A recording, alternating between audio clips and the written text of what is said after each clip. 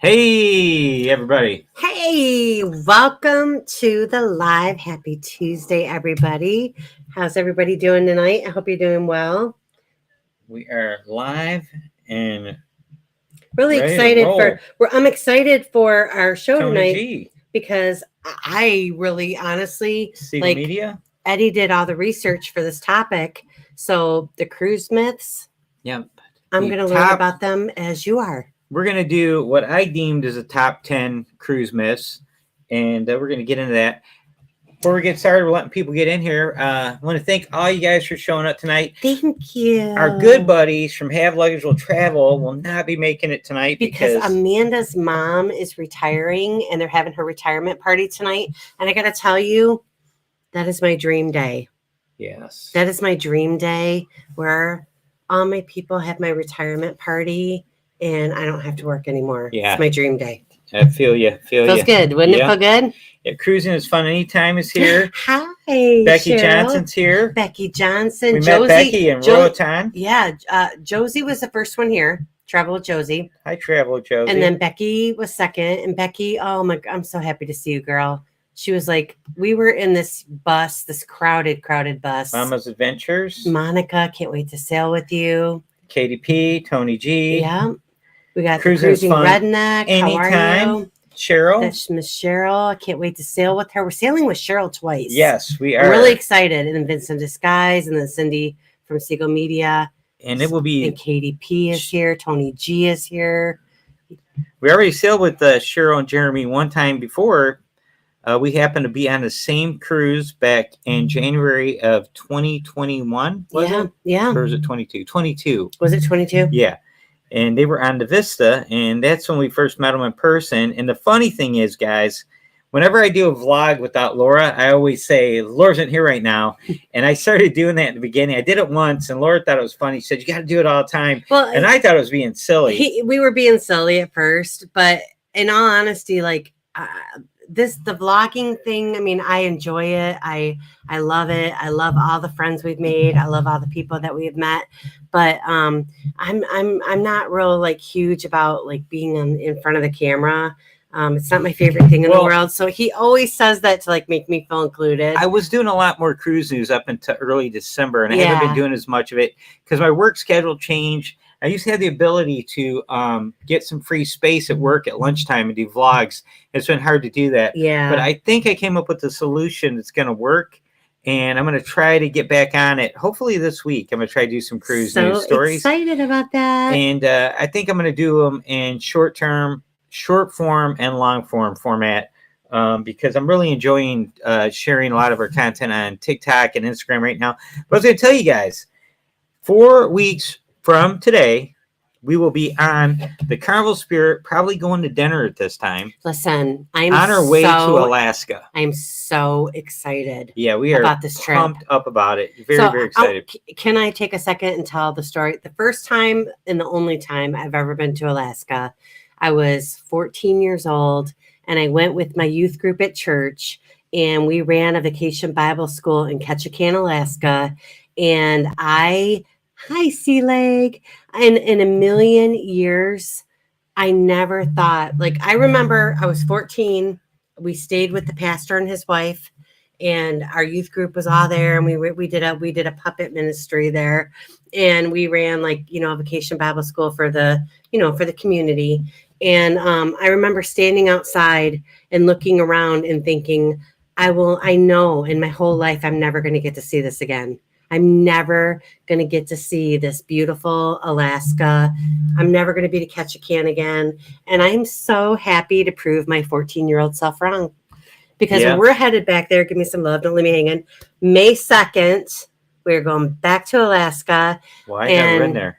Yeah, you've never been there. No. But I hope, like, I kind of want to, like, take a cab and just ride by that little church that I was at, but I know that would be stupid. But just the fact that I get to go there again, I felt so incredibly blessed. So, And Sea Leg's going to be in Alaska on May 12th. Oh, we're just going to miss you. What ship are you guys going on? we're going to miss you by about 5 days. Yeah. Well, here's our itinerary, guys. We are on a Carnival Spirit. Yep. It'll be our first time on a Spirit class ship. Very excited about that. Originally, it was going to be the Freedom, but it got switched to the Spirit. So we are going to be. We board I love you, Becky. We board next Tuesday. We're going to have a day at sea on Wednesday. Thursday, this is really weird. We're sailing on a Tuesday, which is really odd. Thursday will be Tracy Arm Forge, Alaska. Yep. And then, wait a minute. That's Thursday. Yeah. Then Friday, we're going to be at Skagway. Yep. Juneau on Saturday. And then we're going to be in Ketchikan on Sunday.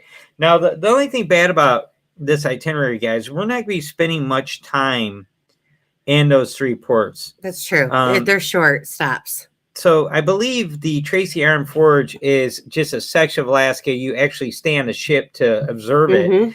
But in Skagway, we're going to be there quite a long day at Skagway. We're going to arrive at 7 a.m. and we're going to stay there to 8 p.m. Yep. And in Juneau, we're going to be there from 7 until 3. And then Ketchikan, we're going to be there from 7 until 1. Can I tell them my Ketchikan story about how stupid I was at 14? Oh, I forgot. But we're going to be in British Columbia on the way back. And that's actually going to be a long... Well, no, it isn't. We're going to get there at 8 p.m. and we stay there till 11:59. Yeah, okay. And just so you guys know, the reason you always stop at a foreign port is how they get around, U.S. labor laws and everything else. So they'll have like a Panama flag or Bahama flag is the home of the cruise ship.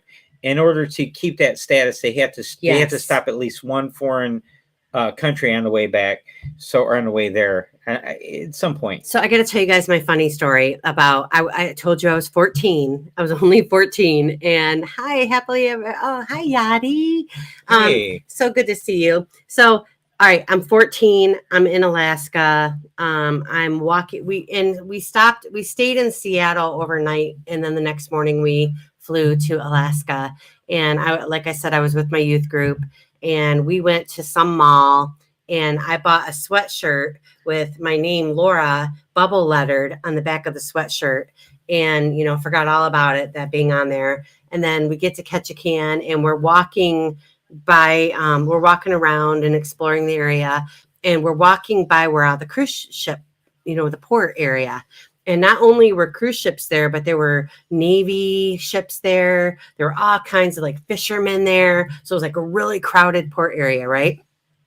So I'm walking, and then we happen to walk by this Navy ship, and I'm not joking you, 100 Navy men standing out on the deck, and they're screaming, Laura, I love you. Marry me. And I'm going, number one, I'm 14. So I was completely mortified. And I'm thinking, how do they know my name? Like, I was all freaked out because I forgot that I had my name bubble lettered on the back of my sweatshirt, and I just always laughed my head. Yeah. It wasn't until later on when I got back and I got undressed for the day that I looked at the back of my sweatshirt, and I was smart enough to figure out that, well, that's how they knew your name, stupid. Yeah, it's kind of funny. A lot of scammers will do that kind of thing to people that work in the service industry that forget they have their name tag on, and they'll be out in public, like at a bar or something, and someone will act like they know them because they forget they have their name tag on. Hi, Mama Millie. Everybody say hi to Mama Millie. Mama Millie. That's my mom. Great dream. Eddie, I wish that's more of a nightmare for me. My little 14-year-old self was completely freaked out by that. I was mortified. I was so like, how do they know my name? All right. So here we go. So that's where we're going to be in technically 28 days from today. We'll be going there. But that's not the only cruise that we have in May. 5 days from now. Let me double check it. Let me check. Guys, if you want, you can follow us on Cruise Shipmate and see all the cruises we have booked. We're doing the 8-night Southern Caribbean cruise on ABC Island cruise on the Celebration. It's the Family Reunion Group Cruise Uno. In 45 days, we'll be doing that one out of Miami. So we're excited about that one, too. It's going to be so much fun. We're actually flying in 2 days early for that one. We're going to do 2 nights in Miami and we're gonna be hanging out with all of our buddies that are on that cruise, and Yeah. everybody's been talking about that one quite a bit. So hey, Cheryl and Jeremy are going to Alaska with Embarkation Nation and Ocean to Ocean. That is going to be so much fun. Yeah, you guys are going in. Aren't you going January of 2024? I forget. don't remember. I saw that. I forget when it is. Man, there's so many group cruises out But there. yes, we are going to and see you in 45 days, Cheryl. We cannot wait. It is going to be off the chain. All right, so here we go. We're going to start with. Yachty, I don't know where we're going to hang. Well, I know we're supposed to be going to, what is that riverfront area called in Miami? Bayside. Bayside. I know we're headed to Bayside to check out that area. But if you have I think it's going to be Friday night, which would be the 19th of, I think that'll be the 19th. Yeah, that'll be Friday the 19th, May 19th. And there's going to be Have Luggage Will Travel, How We Cruise, J&S Adventures. J&S Adventures will be there. Nora's Family Adventures. We're going to have Teresa and Gary Manning will be there. Yep. Will be there. I think there's 8 cruise vlog channels that are going to be there. So fun. We're also supposed to meet at Bayside at that night and hang out on that Friday night. So it'd be great if you could do that. Cheryl said they're going in January 2025. That's it. That's when we're going to sail with them. No, that's not when they're going to Alaska. That's when we're going to see them again on the Tropic Like It's Hot. Eddie Lugo said go to Hooters. 25. Yeah. Eddie Lugo said go to Hooters. Go to Hooters. All right. So Yachty said that Bayside is fun. Good. Thank you. This is a kid-friendly show, Lugo. Okay. I have nothing wrong. I think Hooters is fun. Yeah, we don't go there though. No. Okay, so here we go. We're gonna start on these cruise ship myths. Okay, guys. Now some of these, you guys that cruise all the time are gonna know that these aren't true. That's why they're called myths. And we're going to just get it fired up right now. And we're going to say the number one myth, I have it ranked as number one, is cruise ships are viral petri dishes at sea. That is one of the biggest myths. That drives me nuts. Yeah. And when you tell your friends and family, hey, I love cruising, they're like, aren't you afraid you're going to get the norovirus, you know? And then here comes COVID. Aren't you afraid you're going to get COVID? And I'm like, aren't you afraid we're going to get COVID right now? You know, because I was an essential. I didn't know I was essential until the COVID-19 virus, and I became essential overnight. Here's what I tell everybody, like, and you guys all know this, but you see people with, cleaning supplies. They're constantly wiping every single surface. You see them doing the window to the walls. I mean, they're cleaning everything, right? Yeah. So it's just not true. Well, the truth is cruise ships are more hygienic now than ever before, thanks to enhanced surface cleaning tactics they adopted during COVID-19. Mm-hmm. So COVID-19 served a purpose in the sense that cruise ships, we know cruise ships were clean before COVID-19, but they took it a step further. They have better hand sanitizing stations and more hand sanitizing stations, more hand washing stations. Mm-hmm. They have improved air filtration systems on most cruise ships now, because if you remember, you had to have a COVID suite on your ship where the air was circulated so much air per minute in order to put people that had COVID in those areas on the ship. So they had to upgrade their air filtration systems. Yeah, because when people get COVID, after a while, they quit putting them in that secluded area and just let them stay in their cabins. Well, yeah. Well, during the peak of it, they had that section they put them in. And some cruises, in the beginning, they didn't know what to do with them. So they left them in their rooms. Hi, Ark Adventures. What happened, guys? Hey, Ark Adventures. What happened was the CDC came out and dictated to the cruise lines that they had to have a section on board where the air was circulated and more ventilation and all that kind of thing. But Viking went a step further. Viking, if you can afford it, we get the pamphlets for Viking. We cannot afford Viking. And I'm thinking about doing a little short about that because it's so funny. Those bananas. prices are crazy. Unbelievable. I don't know if you've ever priced it. Uses robots to disinfect the public places after hours, and they use UV light to zap viruses, which is pretty cool. So after hours, it's cleaning the surface. Well, but their ships are really small. But that's why it's like $10,000 for a 5-day cruise. Vikings are like we have 42 deluxe staterooms on board. And it's like, what? They're smaller ships. Okay. So hey, Tony G asked what our username on ShipMate is. It is Huddle Adventure. One word, no S on the end. They discriminated against our long name, Tony. So we're Huddle Adventure.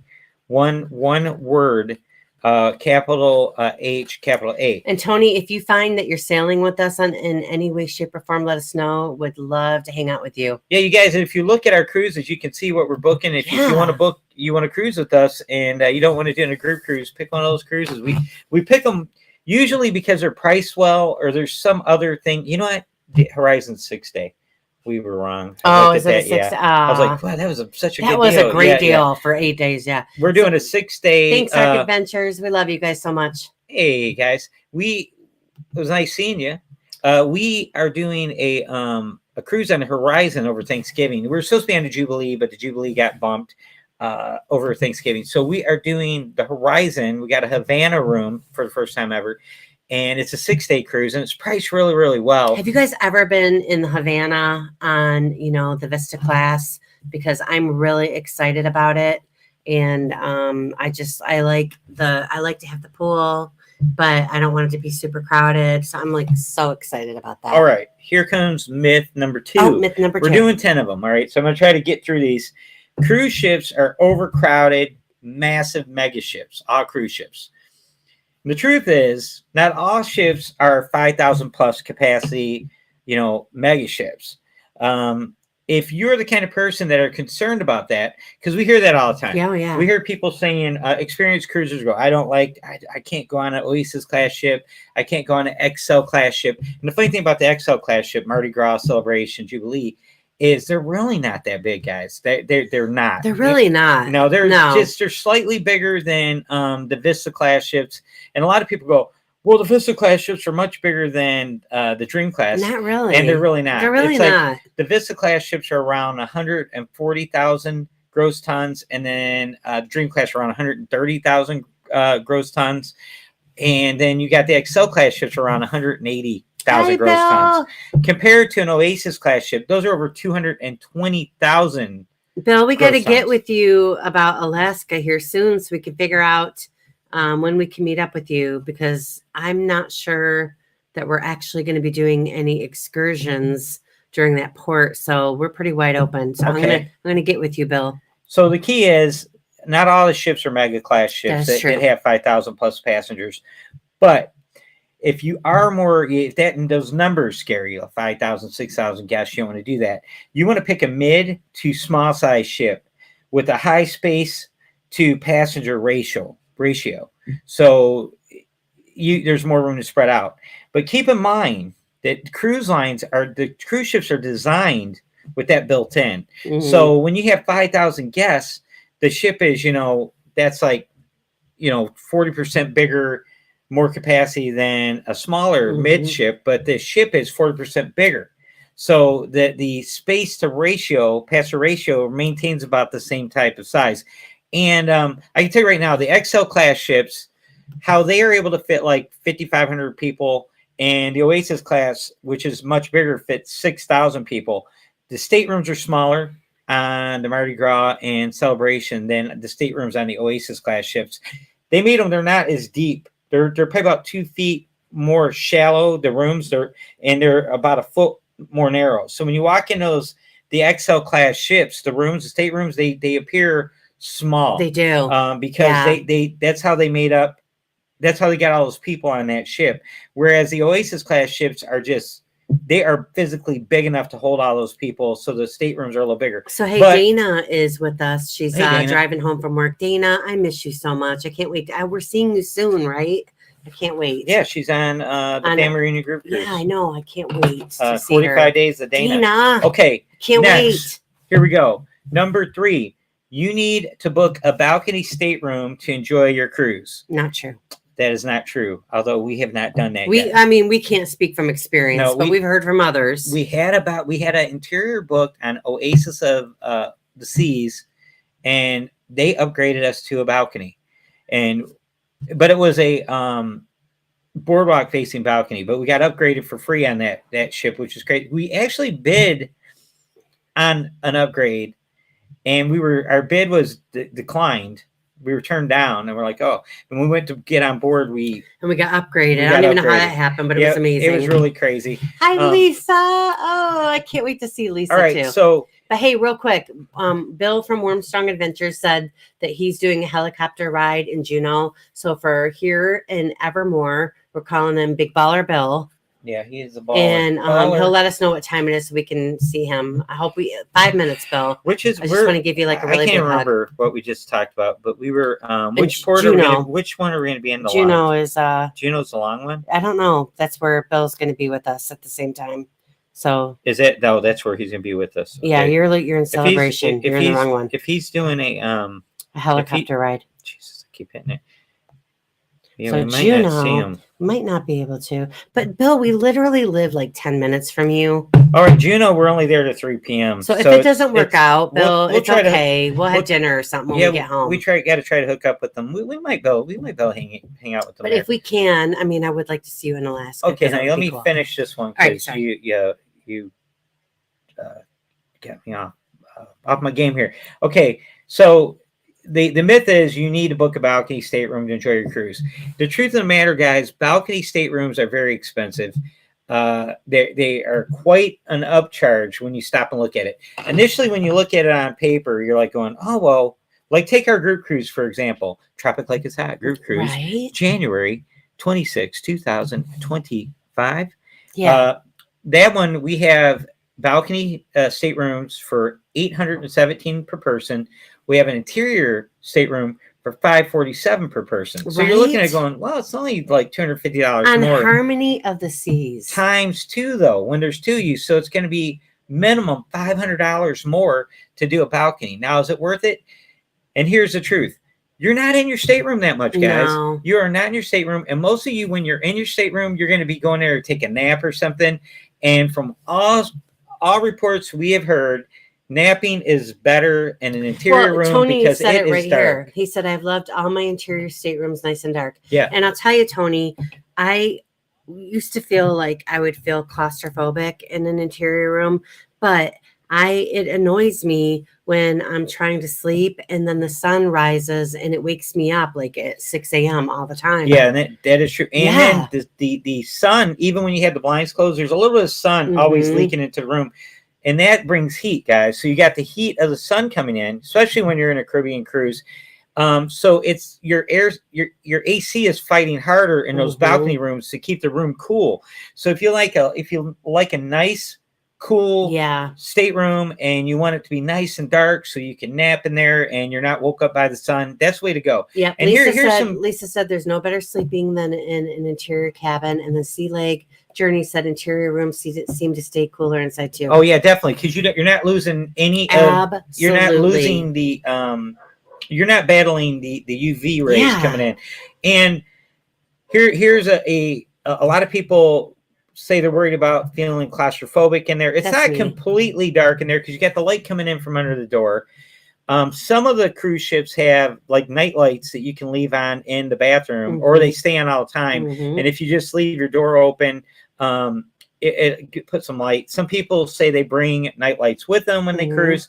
But a pro tip, if you have claustrophobia, is you put your TV on and you put it on the camera view so you can see the view from the bridge or the view of the Lido deck or whatever. So when you wake up in the morning, you can mute it so the music doesn't keep you awake. You'll wake up in the morning, you'll see the sunshine on your TV. You'll see what it looks like outside, which is kind of a little hack so you can when you first told me that, I thought, okay, yeah, right. I'm very claustrophobic. So I thought, okay, yeah, right. Like that's going to work. And I swear to you, it really did help me. Monica from Mama's Adventure said, I enjoyed a balcony more when I had a young child, as you tend to be in your room a little bit more. But now with her older, we don't care. And you know what? You save a fortune, Monica. And another way, if you are claustrophobic and you need to have a window, an ocean view room will be less expensive than a balcony, quite a bit less expensive. Because usually, like to get a window in your room, it's like $100 more. So that's not $500 more. You're gonna pay about $100 more per couple, versus $500 to $600 more for a balcony. And Cindy made a really good point here. She said, if you like a cooler room, which I do, don't book a virtual balcony because the screen produces a lot of heat. I did not know that. Do you know what? It's like these lights we use for our live stream. They put off a lot of heat. Yeah, that is a great tip, LED Cindy. Lights do get hot, Cindy. That is true. Next, only old people take cruises. I hear that one. I all mean, the we're time. old people, but we've seen younger people on cruises. We're not real old. I mean, we're semi-old. I'm 54. We're not like full-fledged ripe, but we're like where the skin starts to wrinkle a little bit old. But listen, you have, and this is what I tell them. The truth is, the cruise ships have something on there for people of all ages, from 8 years old to 80. There's something on there for everybody, and depending on which cruise line you on, some cruise lines are better suited for a more relaxed, laid back environment without all the rock walls and zip lines and all that stuff. Like Celebrity, Princess, Holland America, those are great cruise lines for people that are older, that don't have kids, that don't need all those amenities. And then, if you're a younger family, of course, you have Disney. If you've got money falling out of your wazoo, remember that commercial? I do. I got money coming out of the wazoo. Or Royal or Carnival. Those are great family cruises. Yeah. Some people claim that NCL is good for families and MSC is as well. But you also have, if you're young couples, Celebrity is a great cruise line there's a wide range of couples ages. I would say from 30s to probably late 20s up to 70s. The beautiful Celebrity, thing. and then you got Virgin Voyages if you're more hedonistic. Okay. And here's the beautiful thing. Like, you have options. If you have a family and you want to sail with your children, you have awesome options with Carnival and Royal Caribbean and Disney and many others. If you are, more mature and you're over the kid thing and you don't want, a little Billy running around touching, all the buffet items, then, you have options where there's less children on like a Celebrity or, like a Virgin cruise line. So there's something for everyone. And a lot of people don't understand. Just educating yourself on the plus and the pros and the cons of each cruise line will help you make an intelligent decision on what's right for you. Well, a lot of people look at it and they think it's like Mr. and Mrs. Howell on cruise ships. It's kind of funny. Okay, number five. We're almost halfway through this list. We're halfway there. Sorry. Okay, a little off key, but we like your enthusiasm. Thank you. All right, so here we go. All cruise lines nickel and dime you to death with hidden fees and extra charges. The truth is, you can address all those extra charges and hidden fees ahead of time by paying for the things that are extra, like drink packages and Wi-Fi, specialty dining, your tips, your gratuities. You pay all those ahead of time. At discounted rates. And you pay a lower rate. You buy your Wi-Fi before you get on board, it's less. You buy your drink package before you get on board, it's less. Hi, together we travel. Some of the cruise lines have package deals where you can buy 3 specialty dining packages at a reduced price. All those things are things you can do ahead of time. And it's still, even though you got to do a little research, a good tip if you're a brand new cruiser is use a travel agent, use a travel advisor, and have them, because they will tell you about all these hidden fees. But by the time you pay for your cruise, hi, Uncle Richard. If you do it right, guys. Hi, Lori, I said hi. You're not going to have any surprises at the end of your cruise. You really won't if you prepare ahead of time. You can't say that about a land vacation. We dropped $4,000 in Vegas during the pandemic. Right. We went out there 4 days, $4,000. Crazy. But how much did I can't remember. How much did we spend in the casino of that $4,000? All right, so we spent $700 in the casino. All right, but we still spent $3,300. And our hotel was only $500. The food was crazy, guys. Okay, but during the pandemic, the buffets were all closed. Yeah, all the buffets were closed. Sit-down dining. Breakfast, $125. Lunch, $150. But we went to $250 to $325. We were living it up. Hi, Lori. But we live it up on a cruise ship. And it doesn't cost that much. So the truth is, hi, Aunt Lori. You don't know how much you're going to spend on a land vacation. You can't plan ahead like you can with a cruise vacation. And True. The other thing, some of the cruise lines don't mess around with all that. They have packages that include the Wi-Fi, the drink packages, the gratuities, Celebrity. Celebrity does that well. Yeah, so does Holland America. Oh, yeah, and so does Princess. Yeah. And Virgin Voyages does everything except for the drinks. They don't have a drink package. But there's other cruise lines that do that. Carnival and Royal, Norwegian has it too. Where yes. you can pay for absolutely. I forgot about them Carnival too. and Royal do like to make themselves look more price friendly. But when you sit down and start comparing cruises and how much you're paying, I'll give you an example, guys. We're going on this family reunion group cruise, Carnival Celebration, ABC Islands, 8-day cruise. The cruise itself was like right around $3,000 for a balcony. We got a balcony. It's like $2,800, something like that. All right, so we got $3,000. So you're right around $3,000. That's no drink package. Nope. That's no Wi-Fi. Nope. No. The gratuities are factored in that, and so are port fees. That's the only thing included. Now flip over Celebrity. We're going on an 8-day cruise, the Virgin Islands cruise. Like, would they consider that to be like a what do you call it? A more like prestigious. What's the word I'm looking for? It's like it's a step up. Yeah, it's more of a premium cruise line. Premium. Now, there you go. Keep in mind, Hi, Brian. This is one of their mid ships. Hi, Peyton. This is one of their mid-size ships. It's not one of their newest ships. Okay, it's an Equinox. It's the Equinox is what we're going on. But 8-day cruise. 8-day cruise. Yeah. Everything's included. Yes. Wi-Fi, drinks, gratuities, everything was like right around $3,000. $3,000 total. Yeah. So you got to look at apples to apples. Yes. Now we do have an interior. We do. But if we did do a veranda, it would have been like $500 to $600 more, and it would still been $500 to $600 less than what we're going to pay for the celebration. But what if you're like considering apples to apples? Oh, hi, nice apps. It's good to see you. Oh, hey. So the celebration is a much newer ship than the Celebrity Cruise Equinox that we're going on. Yeah. But premium cruise line versus what people a family cruise line. But again, you have to just be aware of those charges, and then you won't be caught up nickel and dimed, right? So thankfully you got all these cruise vloggers, right, on YouTube, like us, all you guys in here.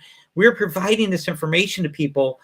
It isn't like when you're sailing, 5-6 years ago, when you were just, looking at the brochures and the website and trying to figure out how much everything costs. And now, you got people going, hey, don't eat there. I got food poisoning from this. If you go here, do that, especially with excursions, man. We feel so much better getting off the ship because we know where to go. Yeah. We know what to do, right?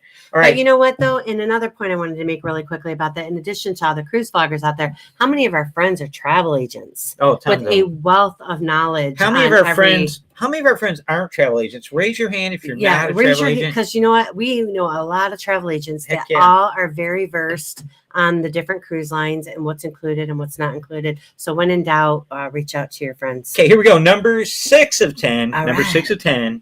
The myth. Seasickness will ruin your vacation.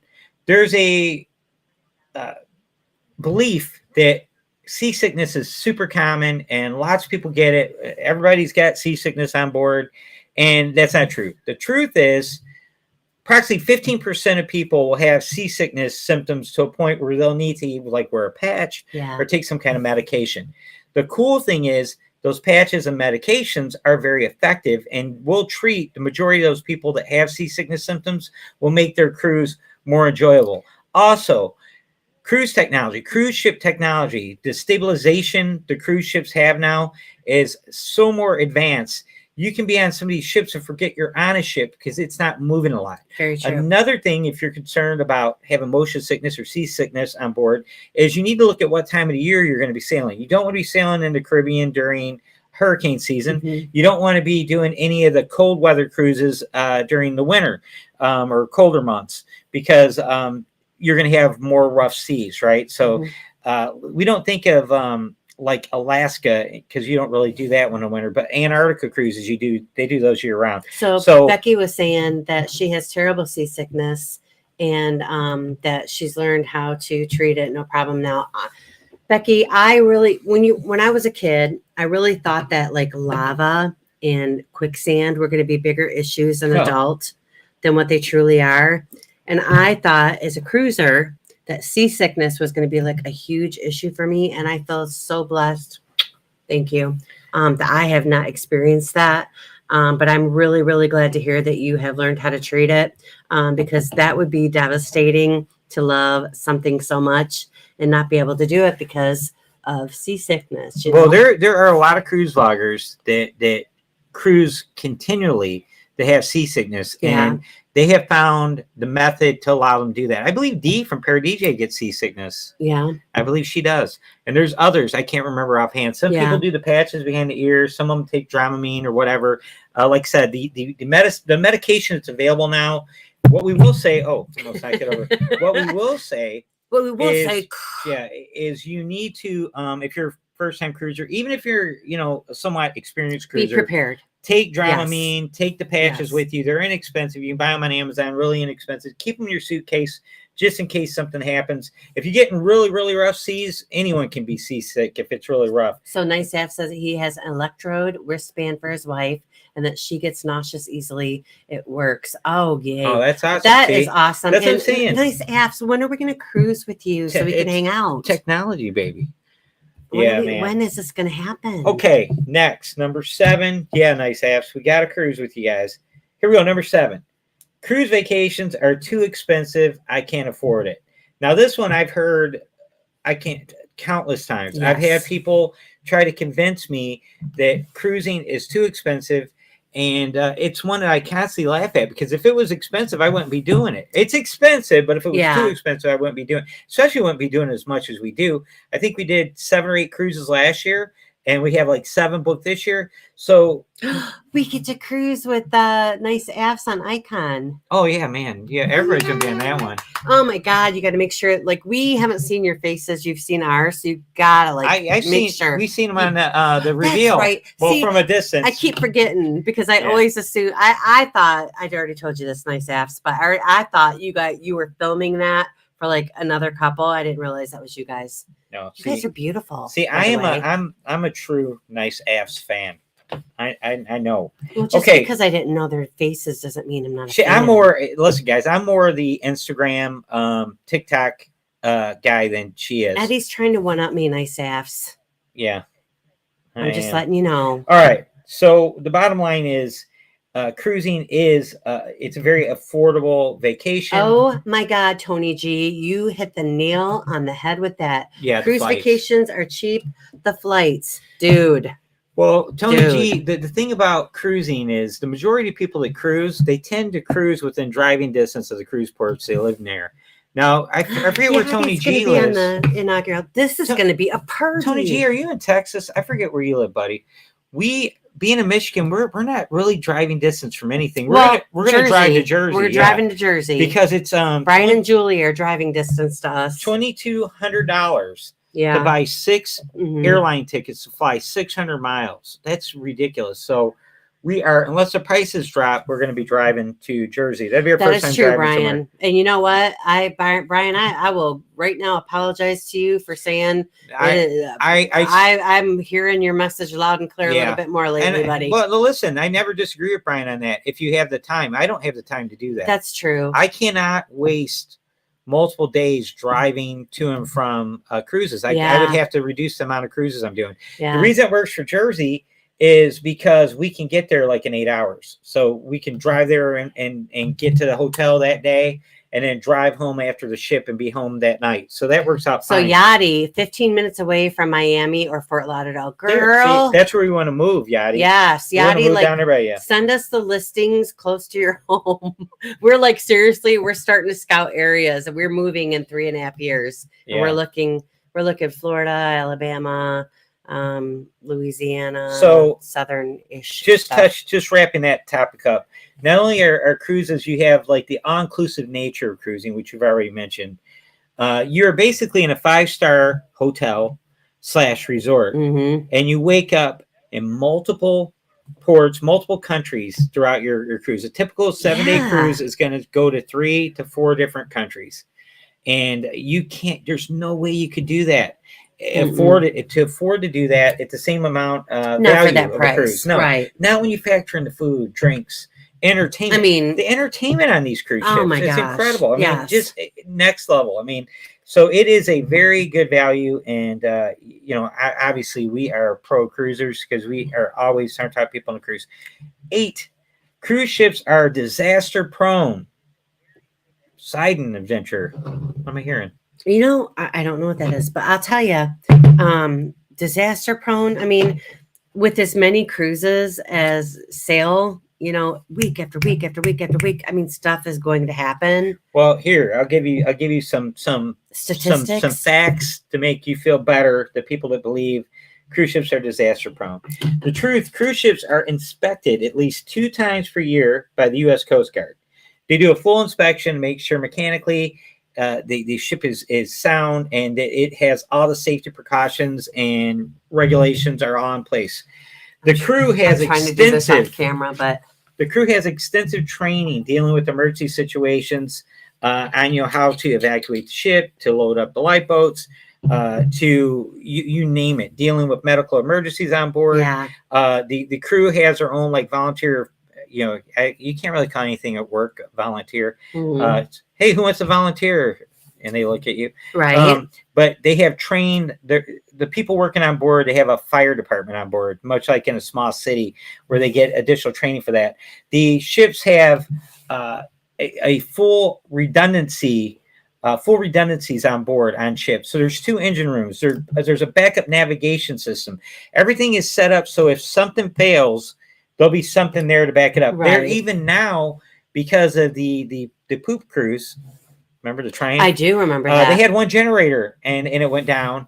Now cruises have backup generators, which they didn't have before because of that. So cruises are very safe and they employ robust fire protection measures. So they avoid disasters. And the final thing, and this is the one that I get a lot of people to say, Eddie, aren't you worried about sailing into a hurricane? And we've talked about this on our channel before. The weather monitoring on cruise ships it's amazing. It's like NASA.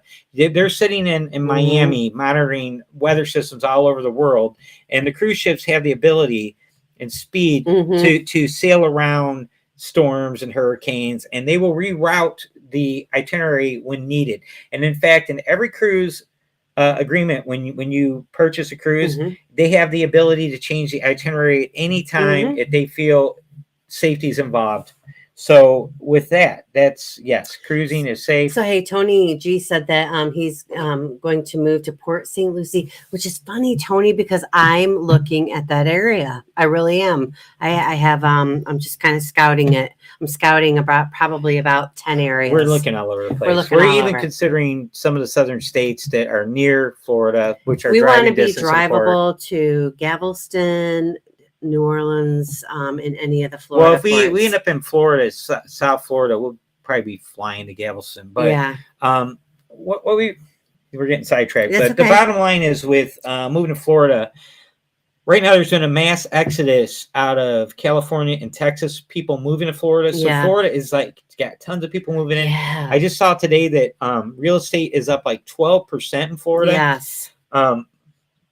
Especially with the remote working revolution that occurred. That's what had people moving there. Everyone wants to move to Florida and work remote. The problem is a lot of these jobs, there's been lots of layoffs and cutbacks due to inflationary constraints.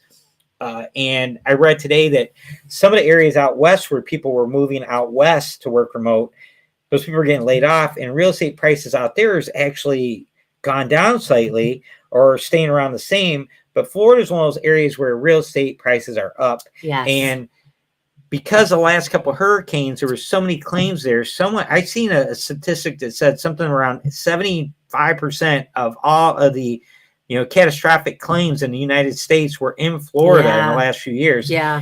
Homeowners insurance is super expensive in Florida, and it's hard to get. Yeah. And if you have a claim, you might not be able to get insured again without paying thousands of dollars. I read nightmare stories of people paying $12,000 to $18,000 a year for homeowners insurance. Now we're paying like $12,000 a year in property taxes, which is absolutely insane. And about $2,500 in insurance here in Michigan.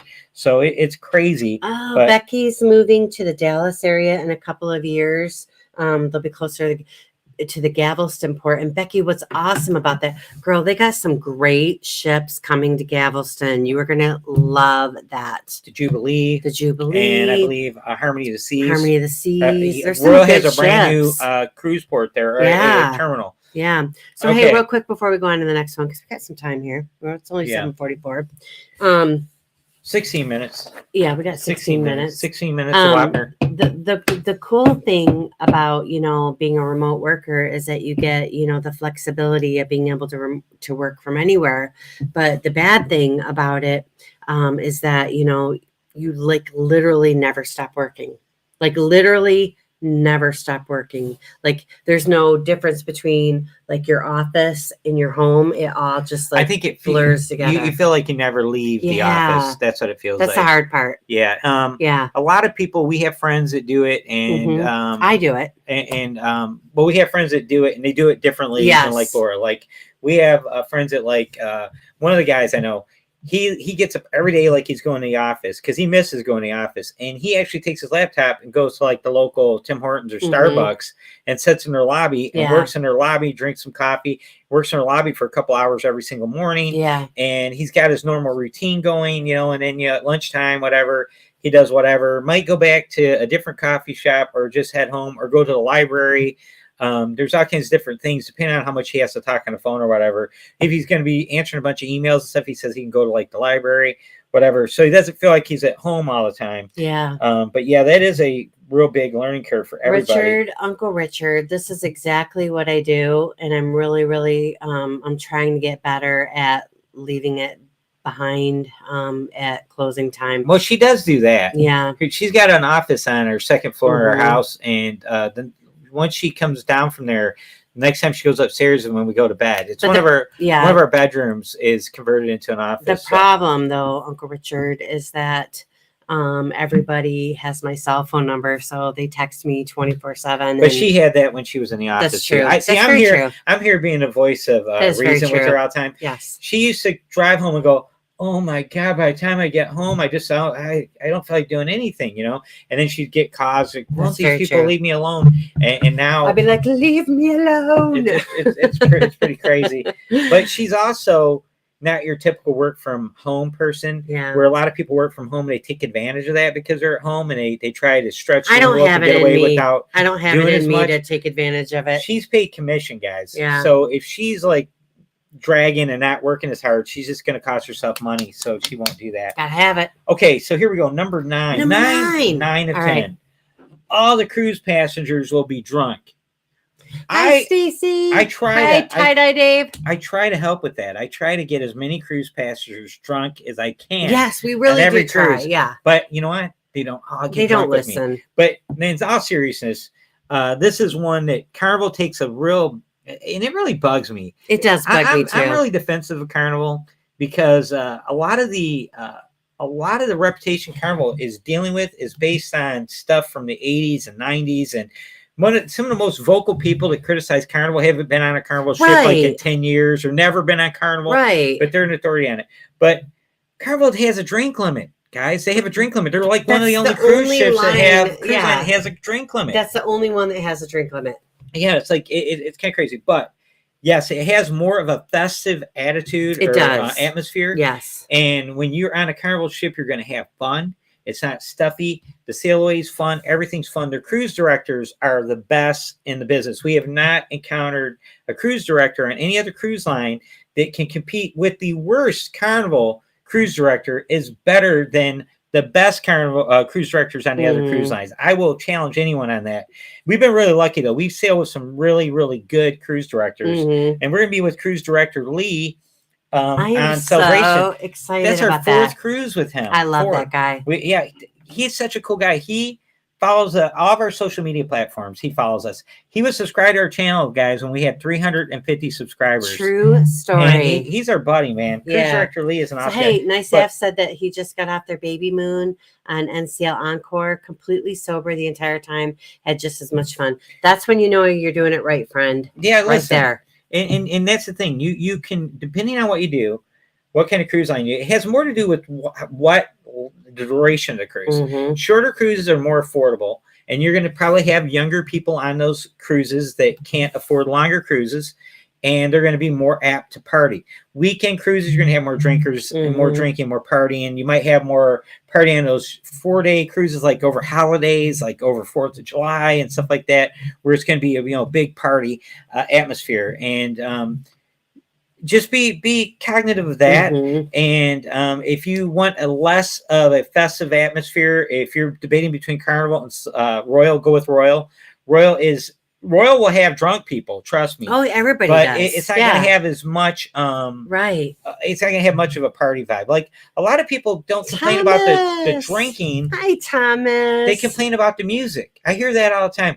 The music, the DJ, the stuff out on the Lido, I couldn't get away from the music. There's people that hate music, Yeah. and we love music. So Yeah. that might be So another hey, reason listen. why. So Stacy and Dave said that they had fun in Carnival without drinking. Well, because your guys are fun. Period. And then Brian said that cruise director Josh was great on the last NCL cruise. Wasn't he? He has got to get a job as a cruise director. Well, He's yeah, amazing. cruise director Josh, he was the best cruise director Thomas, Norwegian ever had. I'm so excited to sail with you soon. But anyways, it just it depends. You know what? Uncle Richard asked if Holland America has a drink limit of 15. I don't believe so. No, I'm going to Google it. Neither because does sure. Princess. I don't think Princess has a drink limit either. Because I'm not sure about that. I don't believe they do. I believe it's just Carnival, and they had to do it because back in the day they were notorious for being absolute crazy party ships.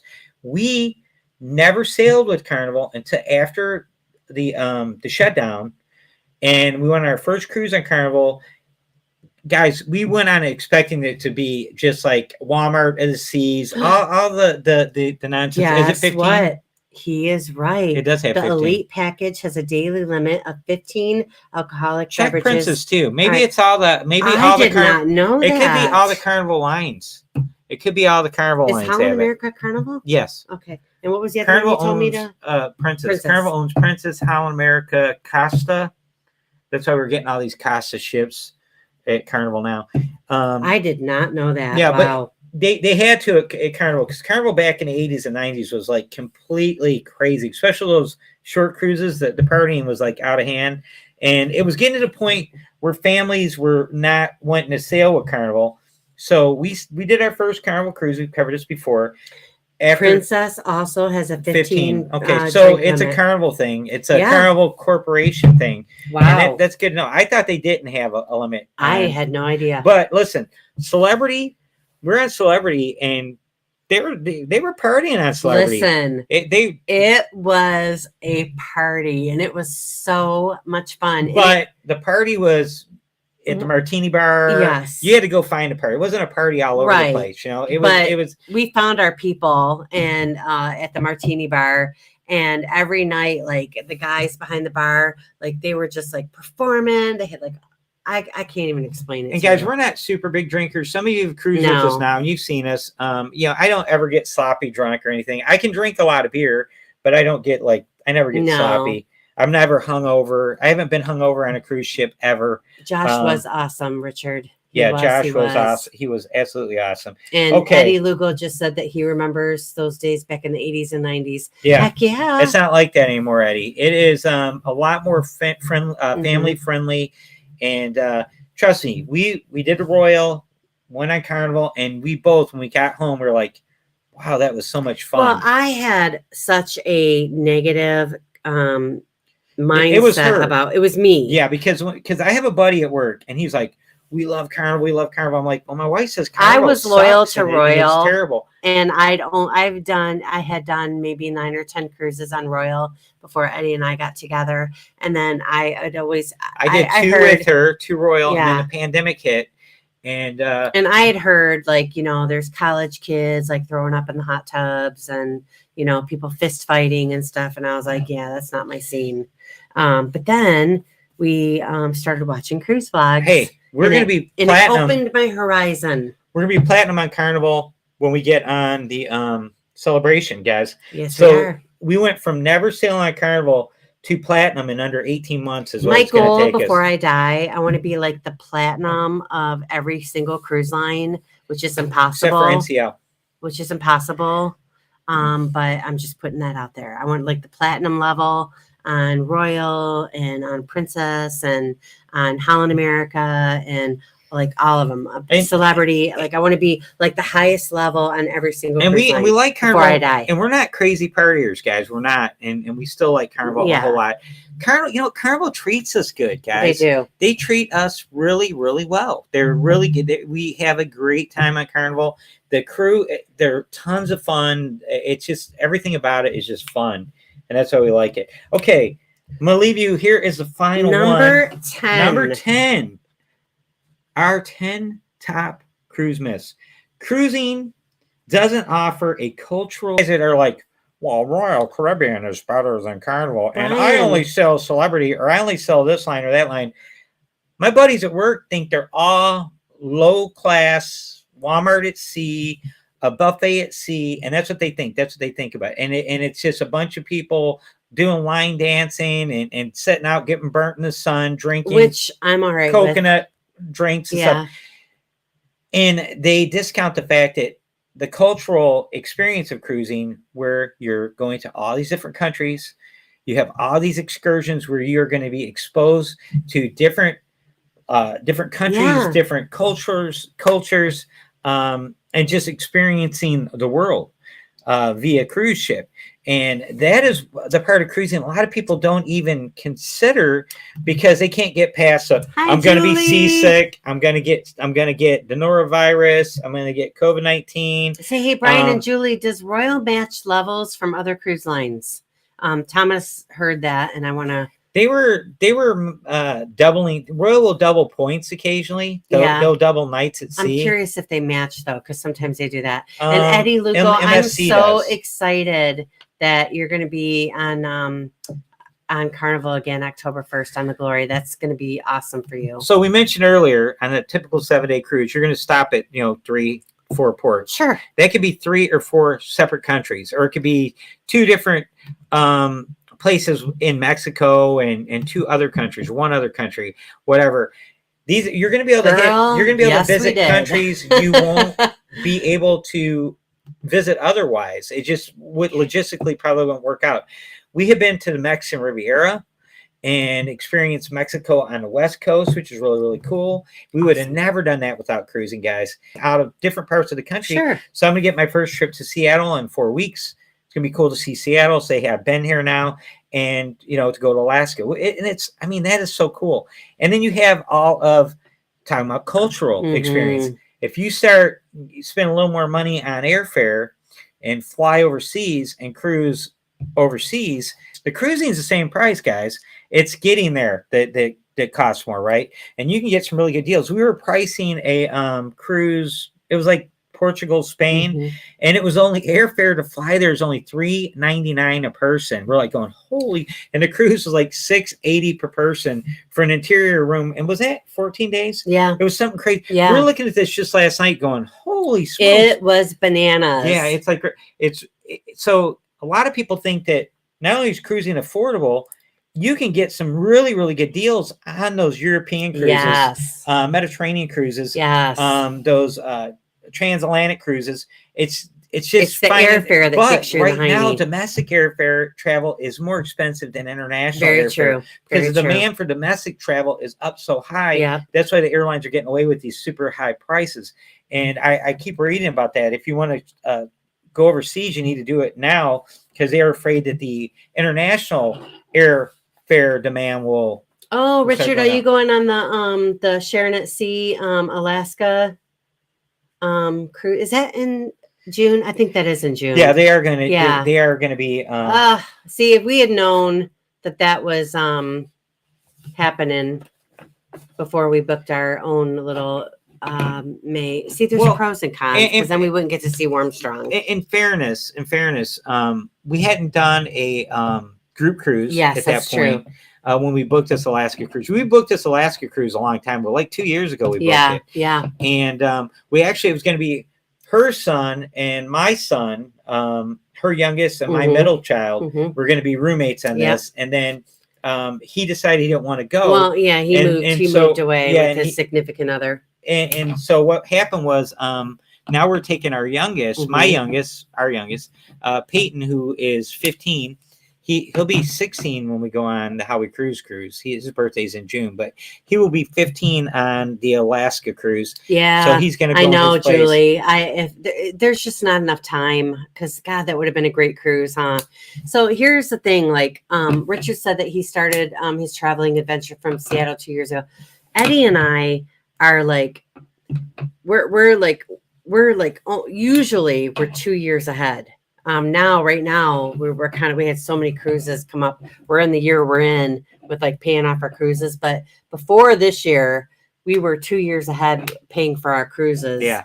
But this year we like booked so many group cruises with our friends because we want to hang out with our friends. Yeah, what happened was we Amanda and Josh and the Parkers originally planned the family reunion group cruise, and we're like, well, gosh, we got to go on that with those guys, right? So we booked that. Then Julie and Brian did a group cruise in June. Gotta go on that. We're like, well, we got to go on that too, and so we booked that. We weren't planning on doing those 2 cruises, so it kind of jammed us up like a fastball, high and tight. We had to adjust. We already had the Alaska cruise. Mm-hmm. We had to juggle some stuff around. We had to move our March cruise, and we moved that over to September to spread this stuff out. Totally worth it, by the way. Because we pay cash for everything, guys, and it's like some of the things we pay for ahead, and some of the things we pay for like right before, and it depends on what we're talking about. But we usually wait like drink packages and stuff like that towards the cruise is almost here.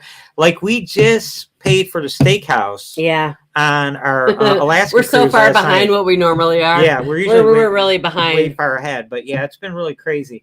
And but the thing is who mentioned it earlier? Was it Tony G? What? Airfare. Yes. Airfare is what has messed us up, guys. Kicking our tails. We used to be able to fly round trip to Miami when we first started our channel for under $500, like $475. The two of us could fly back and forth to Miami. We have Miami cruise tickets. We actually got a better deal. This is so stupid. We had to do one way each way. Same airline got a better deal. I don't even know how that's possible, but we paid $680 for 3 of us to fly down there and like $680 to fly back. Oh, Richard, Miami. I wish that you guys vlogged your RV travels because I swear to God, I would be obsessed with it. I love the idea of that. It's just not going to be possible. We have too many kids. We have 6 kids. We actually were last year. We were looking at RVs. We were shopping for RVs. Like we really were. Yeah, we were looking at it really, really serious. And we actually picked out what we would buy if we bought one. We're going to get a 34-foot Class C. And we had it all picked out. We knew exact model we were going to get and everything. And then we were like, man, that we wouldn't be able to cruise. So we had to make a decision. Yeah, it was going to be crazy. It was like $130,000 for the one we wanted. And because you start looking and you start pricing travel trailers and you want a bigger one. But then you have to have a dedicated vehicle to tow the vehicle. Yeah. And then you got to worry about wind and going up and down the hills and stuff, with the weight and the braking situation. It just becomes so much. So hopefully Richard and Lori will get to cruise with you guys again, and we'll get to hear some of your stories. Yeah, guys. And like I said, hopefully we're hoping we get a lot of you guys to book our Tropic Like It's Hot group cruise, because we had that thing scheduled so far in advance. And keep in mind, guys. Oh my God, Lori, that sounds so amazing. The prices on that cruise that we are planning are real. They're a good deal right now, but prices are going to continue to go up on cruising, because cruising is the CEOs of all the cruise lines have basically said we're increasing prices because the demand's there and the people are willing to pay for it. So Carnival just increased their gratuities again this past week. And it's like, it just never, that's the second time they've done it in the last 12 months. And all the cruise lines are doing the same thing. So they keep slowly edging the prices up, especially dining prices up, Wi-Fi prices up. Now the Wi-Fi is getting better with that Starlink, which is great, but the prices of everything just keep soaring going up. Yes. And I mean, right now, you can if you book a cruise right now, you're going to pay prices at the prices now. Richard, it is so much work. Like, he does 100% of the work, and all I got to do is show up and like talk. But Richard, it's not really work for me because He loves I it. love it. It's fun. I personally would never do this. No, it's a because labor. I would be like, no. It's a labor of love. It. Yes. For me, we have almost 700 videos on our channel Yeah. uploaded. I actually enjoy it. It allows me to be creative, and it's I just like it. It's I a lot of listen fun. to you, Julie, girlfriend. I listen. It's fun, and I wouldn't do it if it wasn't fun. We had a side business that we were gonna I was gonna continue doing after I retired, and after I got into it, it got to be so it blew much. Up so big. Yeah, it took like off. We weren't ready for all that yet. I just wanted to, I got certified as a home inspector, started a home inspection business, Huddle Property Inspections, and man, it just took off. It took off. And I made friends with a bunch of local real estate agents, and they're like, "Oh man, you go on the roof, you go into the crawl spaces, you do a great job, and my reports are really good." And I was getting a reputation very quick. Within 2 years, I went from no one knew who I was to I could not keep up with the demand. And here's what really soured me on it: a lot of people, inspectors that I knew in other states, from meeting them on Instagram mostly, they were getting sued often. Oh yeah. And the bigger they got, the more they were getting sued, because people buy houses and you'll put warnings that, hey, there's signs of moisture intrusion in the basement. There has been a leak down there in the past. Make sure you ask at closing to get it in your disclosure if the seller has had an issue with water in the basement at some point or time. Yeah. And you tell them all that. And you have that all in. And this is what got me doing vlogs, because I had video in my reports. My reports were hosted online. They had video. So anytime I found a defect or found something unusual, I did a short video, and it would be in the report with all the written and pictures and everything else. And that is, you'd have to spend so much time writing the reports. Like I could do a full inspection on a 3,000 square foot house in under 2 hours, top to bottom. But it would take me 5 hours to do the report. Oh yeah, it was too much. Because you couldn't leave anything out, because you could get sued. Because when something goes wrong, they always want to sue somebody, and it's the home inspector. We get sued. And then the reason I decided to shut the business down is, I don't know if you remember, like in 2021, when the demand was soaring, and super buyer's market, none of the sellers in our area were allowing people to buy houses on contingency, which meant no home inspections. Right. She was getting calls. We had a business line. They called Laura. Laura was the receptionist and booked everything. And she would tell me, "You got 3 booked this week." I'm like, "Oh no, I need to take a break," because I was doing it after work. So I'm working 76 hours a week and then doing this on top of it. And I'm just booking them. And so anyways, it slowed down for a month where I didn't have hardly anything, because all mine were getting canceled at the last minute.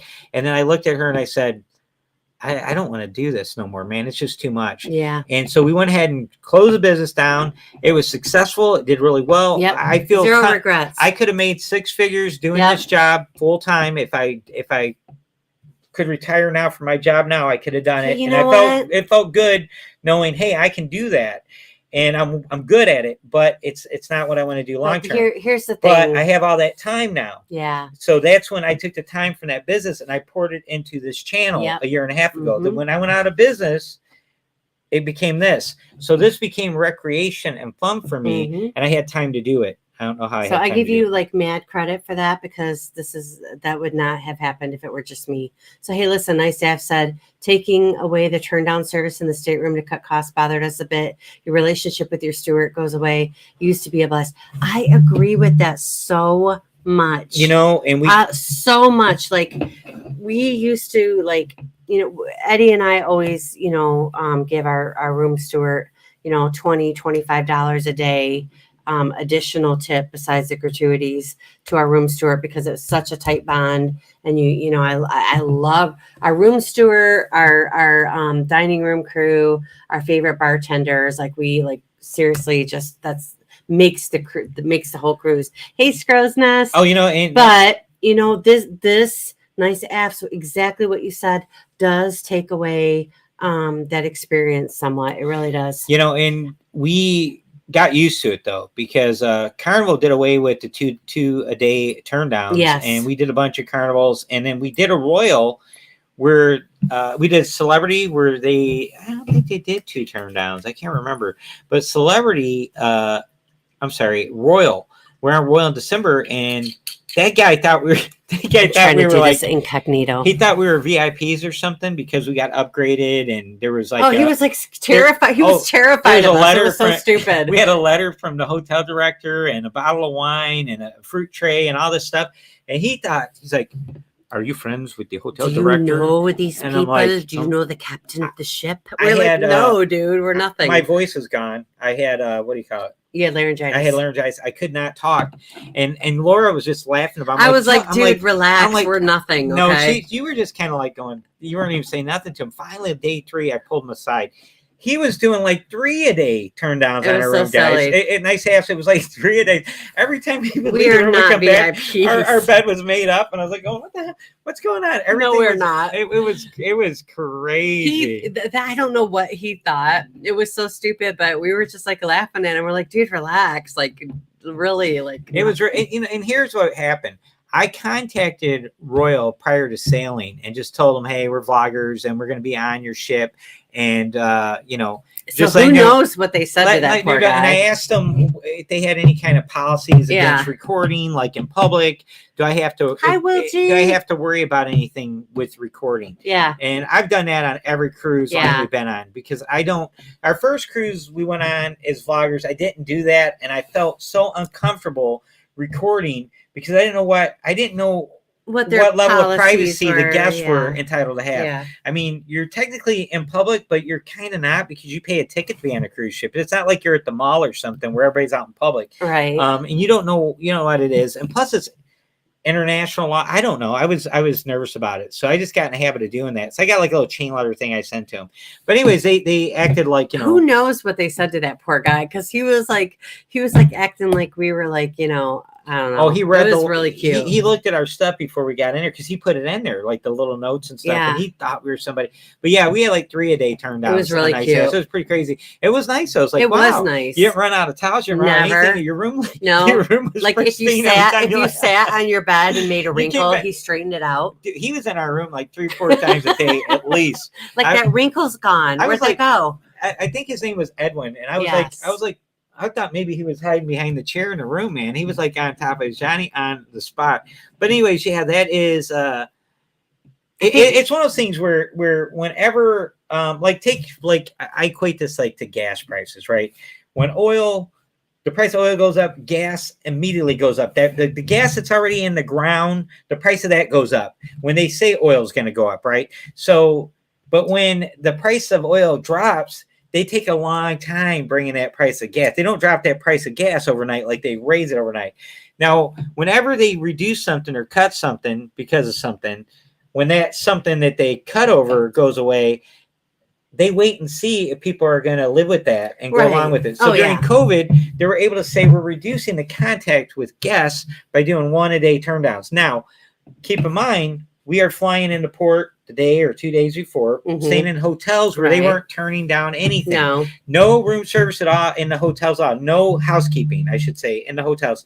If you needed towels, you had to let them know, and they'd meet you at the door. Just tell you, like you just said, they didn't turn down anything, and I'm like, wanted so bad to go turn down for what? I was. I knew you were into that. You know I was. Yeah, I can't help it. But anyways, that. So you're comparing that staying in a hotel to going on a cruise ship where they still had some house cleaning going on. So it was like, so now, pandemic's gone, and they stuck with it, the 1 a day thing. So the cruise lines are trying to make up all the money they can. Sure. But my biggest problem is our buddy Will G hit it on the head earlier.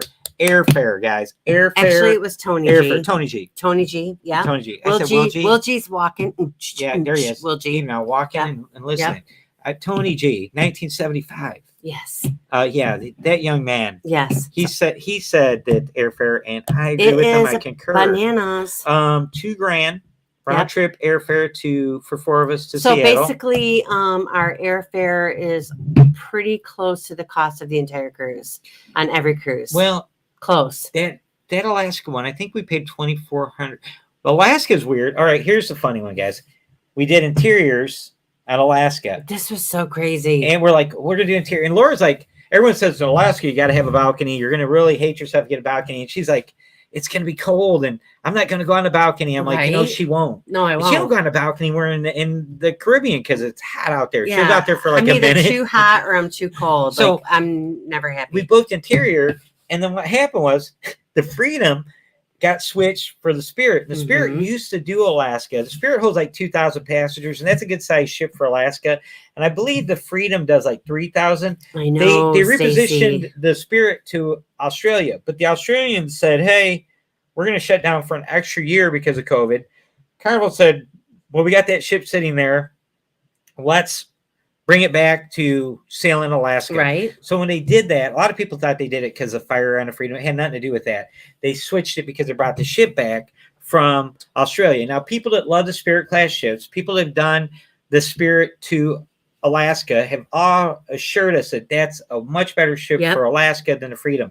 But they moved our room, right? So when they transferred our rooms over, they gave us a balcony and baby. an interior. We had 2 interiors booked. Yep. And you know what they did? They put Laura and I in the interior on deck 1, and they put our sons on deck 6, and we're like, So we switched that, and we took that balcony on deck 6 for the same price as an interior. So we actually got a really good deal. We got a great deal on that, and it was upgrade by accident, it, by like necessity. literally. But I mean, we didn't obviously point out their mistake. No, but we got a balcony for an interior price. Yeah. Give me some love. So that's that. So I think we kind of covered everything, I think honey. we covered all the myths. And you guys, we want to thank you for you guys so much for hanging out with us. We really miss Josh and Amanda tonight. We did. As we said in the opening, Amanda's mom is having a retirement party to Amanda's mom. And hey, we hope that is my dream day. It just shows you how young Amanda is, because I am nearly at retirement age. We're like Amanda's mom's age, almost. Yeah. I think I'm all right with it, though. I think Amanda is like 5 years older than our oldest kid. Probably. So yeah. But we're cool with that. We're secure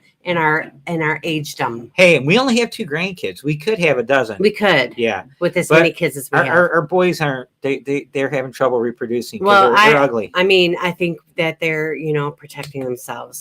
They're saving themselves. Yes. But anyways, that's it. Thank you. We want to thank you for everything, for being here. We really appreciate it. And Stacy, you're our age, girlfriend. We will be back. I mean, I'm 51. He's 53. I'm 54. 54. Proud of it.